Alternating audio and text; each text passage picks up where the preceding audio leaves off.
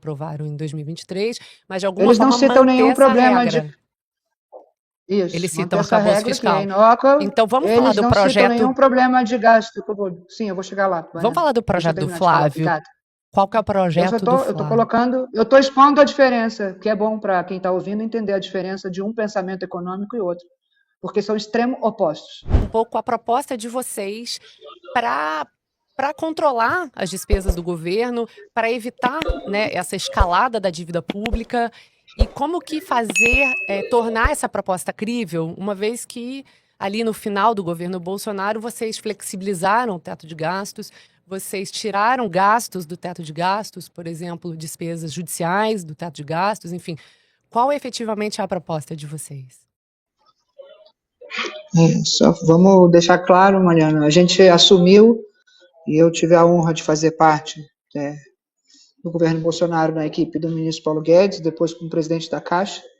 Assumimos o governo com uma dívida PIB de 75%, para ser mais exata, 75,27%, entregamos com 71,67%. Então, existe um consenso hoje, esse governo, lembrando que a gente enfrentou uma pandemia, uma crise grave de saúde, o maior choque econômico que qualquer pessoa viva já viu e que nenhum economista e nenhum modelo de risco jamais conseguiu prever, uma crise que fechou o espaço aéreo do mundo, que parou o setor produtivo, que fechou o comércio, fechou o serviço, colocou as pessoas em casa por meses, né? Não foi por um dia nem dois, e isso a gente conseguiu, com um conjunto de medidas efetivas, gastar 700 bilhões de reais de forma temporária, não permitimos que as futuras gerações fossem condenadas em salvar vidas, empresas e empregos, e depois fechar 2021 com as contas no azul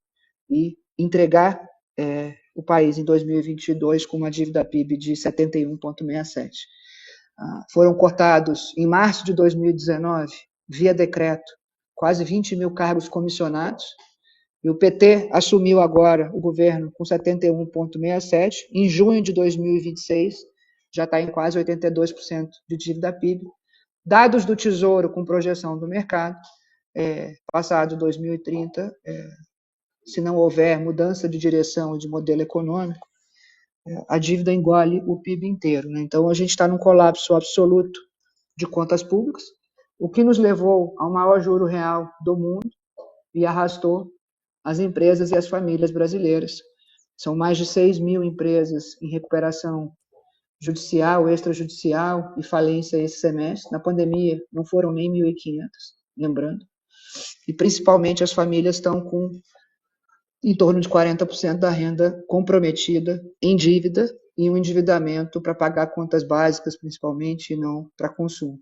Então, assim, o próprio presidente do Banco Central, Gabriel Galípolo, indicado pelo atual presidente Lula, mencionou numa conferência do Santander, que eu também participei semana passada, que esse modelo econômico, né, e economia é uma ciência, baseado em expansão de renda e crédito, ele vê um esgotamento desse modelo e uma necessidade de uma mudança de modelo, para um modelo que estimule demanda e produtividade. Quando você olha, apesar de ser um consenso de todos os economistas que pensam o modelo que levou todas as nações prósperas a crescer no mundo, Estados Unidos, Alemanha, Japão, Singapura, e até o Paraguai agora, e todos os países da América Latina que voltaram a crescer, América Latina, Argentina, México e por aí vai, é um modelo baseado em estímulo do mercado, em facilitar que o mercado cresça, mas principalmente em ter as contas no lugar, para que você tenha um custo de capital decente, para que o país produza riqueza e cresça. Só se você olha o nosso plano econômico e o plano econômico do PT, as direções estão muito claras e opostas. Eles não veem um problema de gasto, apesar de todos verem, apesar de todo dia a gente acordar nos jornais com empresas indo à falência. Mas, Daniela, com as famílias... desculpa te interromper. O programa do PT está explícito de fazer uma espécie de reforma do arcabouço fiscal, que é a regra que eles aprovaram em 2023, mas de alguma eles forma não citam manter nenhum essa problema regra. Isso, Eles manter citam essa arcabouço regra fiscal. que é inócua. Então, vamos falar Eles do não citam projeto. nenhum problema de gasto. Sim, eu vou chegar lá. Vamos falar do Deixa eu projeto do terminar de falar. Flávio. Obrigada. Qual que é o projeto do Flávio? Eu estou expondo a diferença, que é bom para quem está ouvindo entender a diferença de um pensamento econômico e outro, porque são extremos opostos. O programa do PT acha que não há um problema no arcabouço atual, tem que ter aprimoramento, e não cita em nenhum momento que há um problema no gasto público.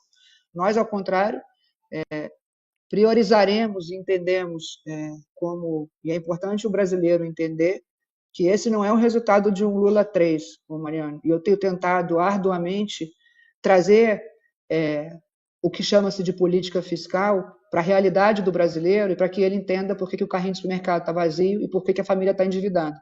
Porque não há política mais social do que controle de gasto. Então, a gente fala muito no tecnês, e, na verdade, qualquer dona de casa entende que quando se gasta descontroladamente mais do que se arrecada, não adianta ficar emitindo um cartão de crédito com o outro para pagar a conta. E é isso que o PT está fazendo. Então, a gente vai fazer gastos sob controle novamente. Qual que seria, assim... Posso terminar, por favor? Posso terminar, por favor? Para falar as medidas? Pois não. Eu posso terminar? Eu vou chegar nos eixos do nosso plano, se vocês deixarem eu terminar de falar. Agora, vamos lá. Obrigado. Então, que fique bem claro a diferença de pensamento econômico, a diferença de modelo econômico na ciência. Não há nenhuma nação próspera no mundo que tenha dado certo com esse modelo de pensamento que o presidente Lula propõe e que não é só desse Lula 3, e sim resultado do 2, do de 1 a 1, do 2, do Lula 1, 2, 3 e de 18 anos de legado, que nos levou ao maior juro real do mundo e ao maior imposto do mundo.